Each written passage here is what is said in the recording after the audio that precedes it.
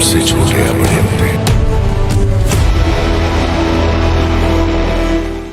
रामायण एक ऐसा महाकाव्य है जिसके बारे में हम बचपन से पढ़ते, देखते और सुनते आए हैं। लेकिन रामायण से जुड़ी ऐसी कई सारी अनटोल्ड या अनहर्ड स्टोरीज हैं जिनके बारे में काफी कम लोग जानते हैं। तो चलिए आज हम ऐसे ही रामायण की अनहर्ड स्टोरीज के बारे में बात करते हैं। तो सबसे पहली स्टोरी है हमारी राजा दशरथ से जुड़ी। तो क्या आप जानते हैं कि राजा दशरथ और माता कौशल्या के उनके चारों पुत्रों के जन्म से पहले एक बेटी भी थी जिनका नाम शांता था। काफी कम लोग इस बारे में जानते हैं कि राजा दशरथ की एक बेटी थी, यानी कि भगवान श्री राम की बहन श्री शांता, जो इन चारों भाइयों के जन्म से काफी साल पहले राजा दशरथ और माता कौशल्या के आंगन में पधारी थी। लेकिन एक बार जब माता कौशल्या की बड़ी बहन वर्षानी उनके पति राजा रोमपर, जो अंग देश के राजा थे, उनके साथ जब वे आई तब अयोध्या उनसे मिलने आते थे। जब वर्षानी मजहब में ही आते, माता कौशल्या से ये कहती हैं कि क्या वे उसे उनकी बेटी देगी। और जब राजा दशरथ इस बात को सुनते हैं तब वे खुशी खुशी अपनी बेटी शांता को अंगदेश के राजा रोमपर और माता कौशल्या की बड़ी बहन को अपनी बेटी दे देते हैं। हालांकि वाल्मीकि के रामायण और तुलसीदास के रामचरित्र मानस में श्री राम की बहन देवी शांता के बारे में कोई उल्लेख नहीं है, लेकिन रामायण के काफी सारे दूसरे वर्जन्स और फोक टेल्स में देवी शांता के बारे में कहा जाता है। और इसके साथ ही राजा राम प्रसाद देवी शांता की शादी ऋषि श्रृंगी से कराते हैं और उनके नाम से हिमाचल प्रदेश में एक मंदिर भी है और इसके साथ साथ श्रीनगर के नाम भी ऋषि श्रृंगी के नाम पर ही रखा गया है। साथ ही इस फोक टेल को कर्नाटका, केरल और छत्तीसगढ़ जैसे राज्यों में भी माना जाता है और वहां की कहानियों में भगवान श्री राम की बहन देवी शांता का वर्णन किया गया है। साथ ही ये भी कहा जाता है कि श्री राम और उनके तीनों भाइयों को उनकी बहन देवी शांता के बारे में कभी भी नहीं बताया गया था। तो क्या आपको पता था कि श्री राम की एक बहन भी थी? इसके साथ ही अगर हम हमारी दूसरी ऐसी अनहर्ड स्टोरी की बात करें तो वह है रावण से जुड़ी हुई। तो क्या आप जानते हैं कि रावण के 10 सर के पीछे की कहानी क्या है? तो ये तो हम सब जानते हैं कि रावण देवों के देव महादेव के भक्त थे और उसके साथ साथ उन्होंने उन्हें प्रसन्न करने का तय कर लिया था और इस वजह से वह हर बार छत पर ध्यान लगाते तब अपने सर को काट लेते, लेकिन उनका सर फिर से आ जाता और फिर से वो अपना सर काट देता और ऐसे उसने 10 बार तक की। और ये देखकर महादेव काफी प्रसन्न हुए और रावण को 10 सर देने का वरदान दिया। और ये थी एक स्टोरी जो रावण के 10 सर के पीछे की। इसके साथ ही रावण के 10 सर होने के पीछे की दूसरी स्टोरी ये है कि रावण सिर्फ महादेव के परम भक्त नहीं थे, लेकिन इसके साथ साथ वो एक महान योद्धा, सभी पुराणों और वेदों के जानकार, आयुर्वेद का नॉलेज रखने वाले डॉक्टर, एक समझदार पॉलिटिशियन, एक्सपर्ट एस्ट्रोलॉजर, एक महान राजा, वीणा बजाने वाले म्यूजिशियन और साथ ही महाज्ञानी भी थे। और रावण ने अपनी लंका को इस तरह से मैनेज किया था कि जैसे वहां कोई गरीबी ही नहीं है। इसलिए उसको 10 सिरों के 6 शास्त्र और 4 वेदों का सिंबल माना जाता है। लेकिन जैसे जैसे वक्त आगे बढ़ता गया उसकी सत्ता भी भूख में बढ़ती गई और आज रावण के 10 सिरों को काम, क्रोध, लोभ, मोह, मनस, बुद्धि, अहंकार, माया, मदा और चिता के सिंबल माना जाता है। तो ये हैं वो दो ऐसी फोक टेल्स जो रावण और उसके 10 सिरों से जुड़ी हुई हैं।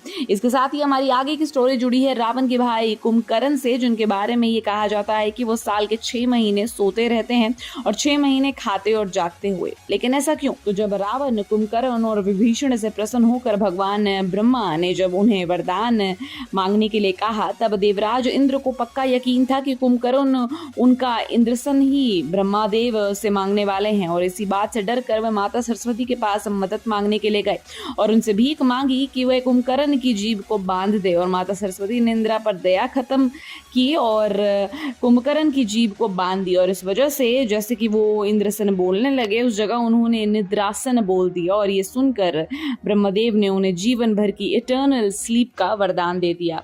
और अपने भाई को मिले ऐसे वरदान को देखकर रावण को अपने भाई कुंभकर्ण पर काफी दया आई और इसी वजह से उन्होंने ब्रह्मदेव को ये रिक्वेस्ट की कि वे उनके दिए इस वरदान को वापस ले लें। लेकिन ब्रह्मदेव ने कहा कि वो अपने दिए वरदान ऐसे वापस नहीं ले सकते, इसलिए उन्होंने एक कंडीशन के साथ अपना वरदान को वापस लिया और कहा कि कुंभकर्ण आधे साल सोता रहेगा और बाकी का आधा साल जगता रहेगा। और जब श्री राम और उनकी वानर सेना ने लंका पर हमला किया था तब कुंभकर्ण सो रहा था और इस वजह से उन्हें उठाने के लिए कहा जाता है कि उन पर 100 हाथी चलाए गए और उन्हें उठाने के लिए काफी सारी कोशिशें की गई।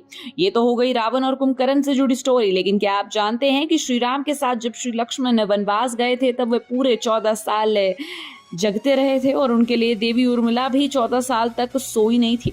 साथ ही रविंद्रनाथ टैगोर ने उन्हें हमारे इंडियन लिटरेचर में as one of the forgotten heroines classified किया है।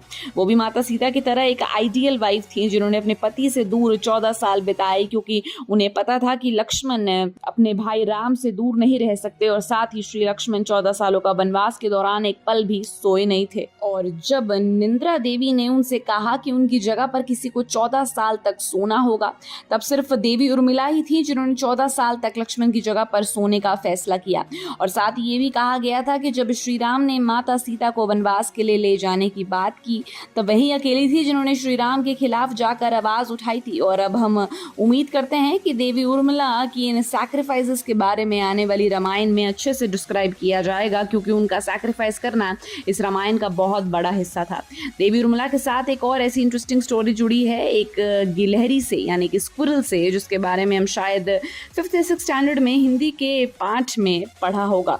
दरअसल जब श्री राम, लक्ष्मण और हनुमान जी अपने वानर सेना और बाकी सभी वॉरियर्स के साथ लंका तक जाने के लिए राम सेतु का निर्माण कर रहे थे, तब उनका साथ देने के लिए एक छोटी सी गिलहरी भी छोटे छोटे पत्थर उठाकर सबकी मदद कर रही थी। लेकिन बाकी के वानर उसका मजाक उड़ा रहे थे और उसे कह रहे थे कि वो यहाँ से भाग जाए वरना किसी बड़े पत्थर के नीचे आ जाएगी, और इस पर हंसने लगे थे। और ये सब सुनकर वह छोटी सी गिलहरी रोने लगी, और भगवान श्री राम ये सब कुछ दूर से ही देख रहे थे। और उदास होकर गिलहरी श्री राम के पास जाती है और वानरों से उनसे शिकायत करती है। और जब श्री राम वानरों को देखते हैं कि कैसे गिलहरी ने छोटे छोटे पत्थर रखे थे, वो बड़े पत्थरों के बीच एक रास्ता बनाकर मदद कर रहे हैं। और साथ ही उन्होंने ये भी कहा था, और कंट्रीब्यूट भले ही छोटा हो लेकिन वो उतना ही वैल्यूएबल होता है जितना कि कोई बड़ा कंट्रीब्यूशन। और उसके बाद उस छोटी सी गिलहरी के हार्डवर्क को देखकर भगवान श्री राम ने उसकी पीठ पर अपनी उंगलियों से उसे सहारा दिया था और कहा था कि जब से गिलहरियों की पीठ पर ये निशान बने हैं, यानी कि वो तब से श्री राम के आशीर्वाद अपने साथ लिए हैं। गिलहरी से जुड़ी इस शॉर्ट स्टोरी को हमारे देश में काफ़ी जहां छोटे बच्चों को सुनाया जाता है। इसके साथ एक इंटरेस्टिंग स्टोरी श्री राम और रावण के बेटे मेघनाथ, या जिनके इंद्रजीत भी कहा जाता है, उनसे जुड़ी हुई है। और इन दोनों के बीच हुई बैटल काफ़ी फियर्स थी, और मेघनाथ एक आती महारथी थे जो एक साथ 12 महारथियों से लड़ सकते थे और उन सभी को हरा भी सकते थे, जबकि लक्ष्मण सिर्फ एक महारथी थे, लेकिन फिर भी वही एक अकेले ऐसे योद्धा थे जो इंद्रजीत को मार सकते थे। साथ ही मेघनाथ ने इंद्र को भी हराया था और इसलिए उनका नाम इंद्रजीत पड़ा था। और जब वो इस युद्ध का हिस्सा बने थे, तब आते ही उन्होंने अपने ब्रह्मास्त्र लगभग 67 मिलियन वानरों को एक ही झटके में खत्म कर दिया था, जो ऑलमोस्ट आधी वानर सेना थी। लेकिन इंद्रजीत को ये श्राप मिला हुआ था कि वो उसे आदमी मार सकता है जिसने 14 साल से कुछ खाया ना हो, वो सोया ना हो और किसी औरत का फेस ना देखा, और ये सारी चीज़ें लक्ष्मण के पास थी। और इसी वजह से वही इंद्रजीत को मारने के लिए केपेबल भी थे। लेकिन उनका जो युद्ध था वो काफ़ी भयंकर था, क्योंकि इंद्रजीत की मैजिकल पावर्स भी काफ़ी स्ट्रॉन्ग थी, लेकिन लक्ष्मण के अपने बड़े भाई श्री राम में विश्वास उससे भी ज़्यादा स्ट्रॉन्ग था, और इसी वजह से वो इंद्रजीत को हराने में सक्सेसफुल हो पाए थे।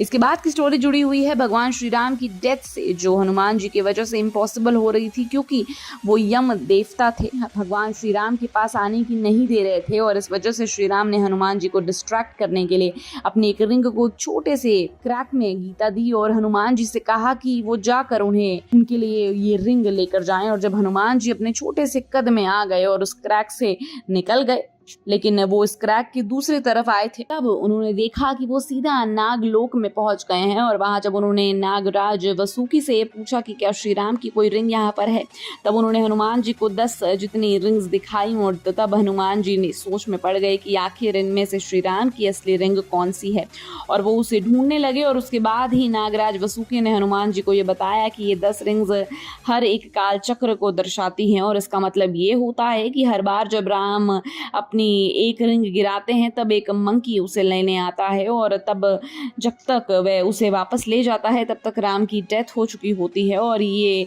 त्रेता युग है, कहा श्री राम और हनुमान जी हैं, और जब तक हनुमान जी रिंग लेकर जाएंगे तब तक श्री राम की डेथ हो चुकी होगी। और इससे हनुमान जी भी ये समझ गए कि कालचक्र के हिसाब से जिस किसी को जन्म हुआ है उसकी डेथ होनी ज़रूरी है।